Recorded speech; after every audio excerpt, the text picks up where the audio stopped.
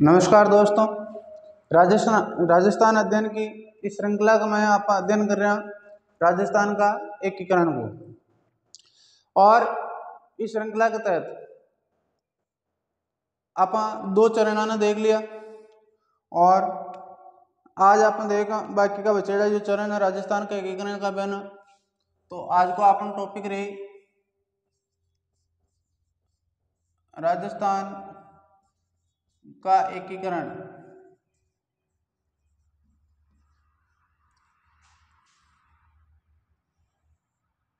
देखो तीसरो भाग। तो देखो राजस्थान का एकीकरण की चर्चा शुरू करवाऊं। पहले अपन माता ने बताया कई का तीन चरण, राजस्थान का एकीकरण का तीन चरण 1948 में हो गया, दो चरण 1949 में हो गया, एक चरण 1950 में हो और एक चरण 1956 में हो। तो आज की क्लास आप शुरू करा।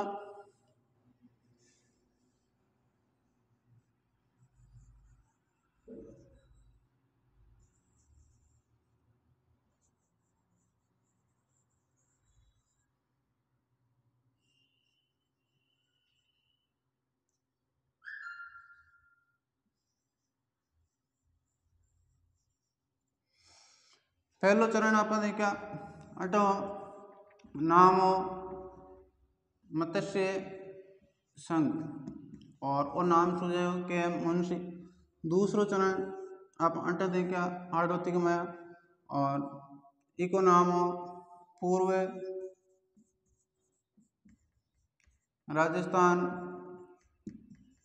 संघ या राजस्थान संघ। अब तीसरो जो चरण है बिको नाम है संयुक्त राजस्थान। तो अब आज आप चर्चा करा तीसरा चरण की। तो तीसरो जो चरण हो राजस्थान का एकीकरण को वो भी 1948 में हो और तीसरा चरण का में उदयपुर या मेवाड़ रियासती का में सम्मिलित हुई। तो देखो आप देखा एकीकरण को तीसरो चरण तारीख 18 अप्रैल 1948 शामिल हुए उदयपुर या मेवाड़। राजस्थान की सबसे प्राचीन रियासत थी उदयपुर रियासत। अब इस दौरान राज प्रमुख महाराणा भूपाल सिंह उदयपुर,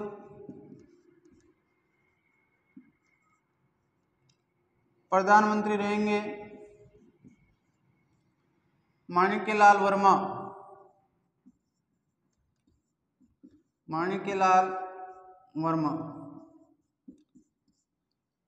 आपने एक आंदोलन चलो सबू बड़ो किसान आंदोलन, सबू ज़्यादा टाइम तक चाल बड़ो किसान आंदोलन हो बिजोलिया किसान आंदोलन 1897 में ले और 1941 तक 44 साल तक। तो बी दौरान माणिक्यलाल वर्मा एक गीत लिखो, भी गीत को नाम हो पंछीड़ा गीत।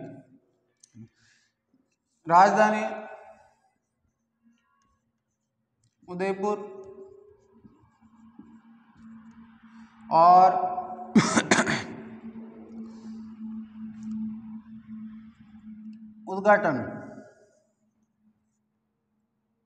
उद्घाटन करेगा जवाहरलाल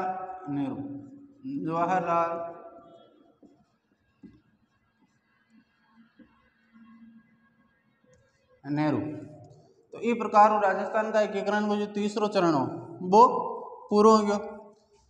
अब देखो राजस्थान का एकीकरण को चौथो चरण, राजस्थान का एकीकरण को चौथो चरण 30 मार्च 1949। क्यों आप चर्चा करा तीन चरण 1949 वाला वे पूरा हो गया, मत्स्य संघ, पूर्व राजस्थान संघ और संयुक्त राजस्थान का में। अब जो चौथो चरण हो और राजस्थान का एकीकरण को सबों बड़ो चरण हो।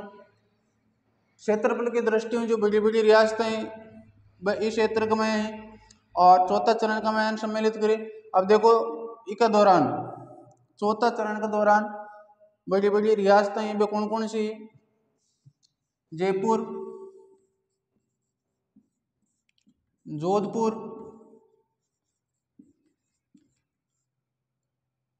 बीकानेर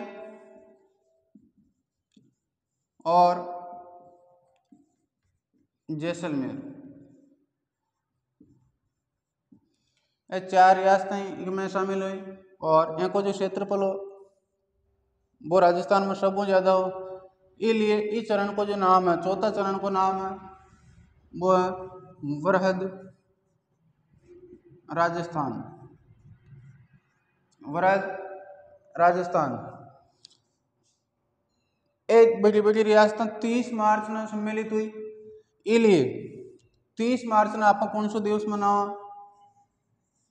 राजस्थान दिवस। 30 मार्च को कौन सा दिवस मनाया जाता है? राजस्थान दिवस। अब देखो राजधानी जयपुर रहेगी, राजधानी जयपुर रहेगी। राज प्रमुख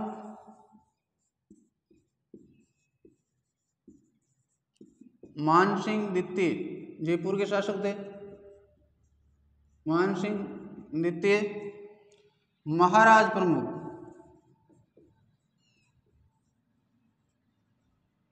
महाराणा भूपाल सिंह उदयपुर।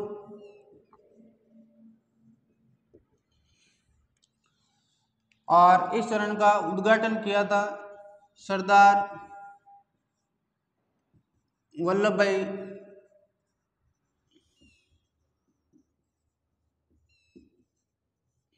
पटेल ने। इस चरण का उद्घाटन किया था सरदार वल्लभ भाई पटेल ने। गुजरात में एक आंदोलन हुआ था, बारडोली किसान आंदोलन। उस दौरान वल्लभ भाई पटेल को वहां की महिलाओं द्वारा सरदार की उपाधि दी गई थी। तो इस प्रकार वो चौथा चरण आपने संपन्न हो। अब जो 5वां चरण है भी मतलब की कौन करण हो? वो जो मत्स्य संघ हो वो वृहद राजस्थान का मैं मिल गयो। इस चरण को नाम मिल गयो संयुक्त वृहद राजस्थान। और 5वां चरण का मैं संयुक्त वृहद राजस्थान का मैं मिल जाए मत्स्य संघ। तो 1949 का जो 2 चरण है वो पूरा हो गया। अब एक चरण 1950 को, यानी एक चरण 1949 को और है तारीख। तो देखो 5वां चरण राजस्थान का एकीकरण को 5वां चरण तारीख 15 मई 1949 संयुक्त वृहद राजस्थान इकमय मत्स्य संघ प्लस नीमराना को जो ठिकाना देशी ठिकाना 3 देशी ठिकाना राजस्थान का मैं कुशलगढ़, लावा और नीमराना। एक केंद्र शासित प्रदेश हो अजमेर मेरवाड़। तो एक में वो जो नीमराना ठिकाना हो अलवर मातो। तो इस 5वां चरण के दौरान नीमराना ठिकानों और मत्स्य संघ राजस्थान का मैं विलय हो गया। तो इस प्रकार 15 मई 1949 ना आपने राजस्थान का एकीकरण को 5वां चरण संपन्न हुआ।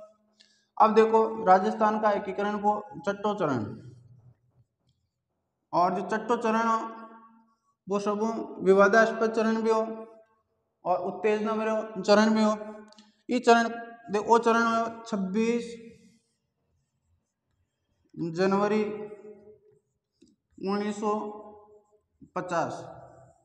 26 जनवरी 1950 छठो चरण। छठा चरण का मैं अड्डा जी रियासत थी भाई सिरोही। तो इस सिरोही का 2 क्षेत्र पर्यटक क्षेत्र आबू और देलवाड़ा। देलवाड़ा तो आपको पता है जैन मंदिरों के लिए प्रसिद्ध है, और आबू एकमात्र राजस्थान का पर्यटक स्थल है। तो उस दौरान नेहरू जी जब राजस्थान आए थे और वापस गए तो उन्होंने सरदार वल्लभ भाई पटेल से कहा था कि सिरोही को लेकर के लोगों में उत्तेजना भरा हुआ माहौल है। तो सरदार पटेल ने कहा था कि राजस्थान के लोगों को सिर्फ गोकुल भाई भट्ट चाहिए, राजस्थान का गांधी कहा जाता है गोकुल भाई भट्ट को, गोकुल भाई भट्ट चाहिए, और उनका जो गांव है हातल गांव सिरोही में वो राजस्थान में मिला लिया जाएगा और आबू देलवाड़ा गुजरात में। तो इस प्रकार से 26 जनवरी 1950 को छठा चरण संपन्न हुआ और आबू देलवाड़ा इन दो क्षेत्रों को छोड़ करके और बाकी जो सिरोही है वो राजस्थान में मिला लिया गया। इस बात को लेकर के बलवंत सिंह मेहता और गोकुल भाई भट्ट के नेतृत्व में एक आंदोलन शुरू हो गया। अब आता है राजस्थान के एकीकरण का अंतिम और सातवां चरण। अंतिम और सातवां चरण तो देखा अपन राजस्थान का एकीकरण को सातवां चरण तारीख 1 नवंबर 1956। तो इस दौरान आबू देलवाड़ा दोनों सिरोही का में आबू देलवाड़ा और एक मध्य प्रदेश को क्षेत्र सुनेल ठप्पा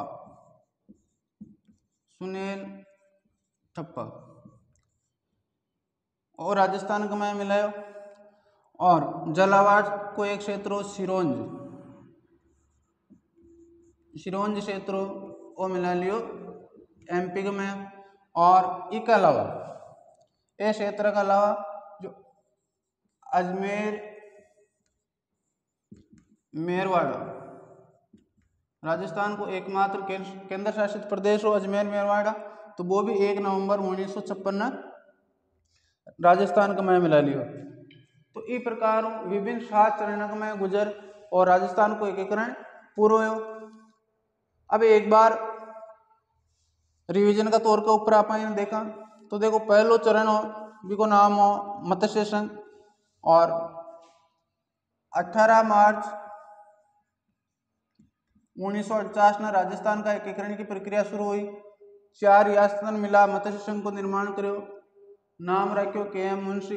दूसरो चरण जिसमें राजस्थान की सबसे ज्यादा रियासतों को एकीकरण है और तारीख 25 मार्च 1948। तीसरा चरण का मैं उदयपुर में मिला है संयुक्त राजस्थान का नाम, तारीख 18 अप्रैल 1948। तो 3 चरण 1948 में पूरा हो जाएगा। चौथो चरण वृद्ध राजस्थान नाम एकीकरण हो, तारीख 30 मार्च 1949। पांचवा चरण का मैं मत्स्य संघ ने मिलायो राजस्थान का मैं, तारीख 15 मई 1949। छठा चरण का मैं आबू देलवाड़ा क्षेत्र ने छोड़ और बाकी सिरोही ने मिलायो राजस्थान का मैं, तारीख 26 जनवरी 1950। और सातवां और जो अंतिम चरण आबू देलवाड़ा क्षेत्र, सुनेल ठप्पा क्षेत्र और अजमेर मेरवाड़ा क्षेत्र ने मिलायो राजस्थान का मैं, तारीख 1 नवंबर 1956। इस प्रकार राजस्थान को जो एकीकरण हो वो पूरा हो। राज प्रमुख महाराज प्रमुख का जो पद मैंने समाप्त कर दिया और राजस्थान का मैं गुरुमुख निहाल सिंह राज्यपाल का रूप में नियुक्त हो और राजस्थान को प्रथम राज्यपाल बनो। तो इस प्रकार राजस्थान का एकीकरण को जो आपने वो अध्याय वो समाप्त हो। अब राजस्थान अध्याय की इस श्रृंखला का मैं राजस्थान की जनसंख्या का बारे में आप अध्ययन कर अगली क्लास को मैं। धन्यवाद।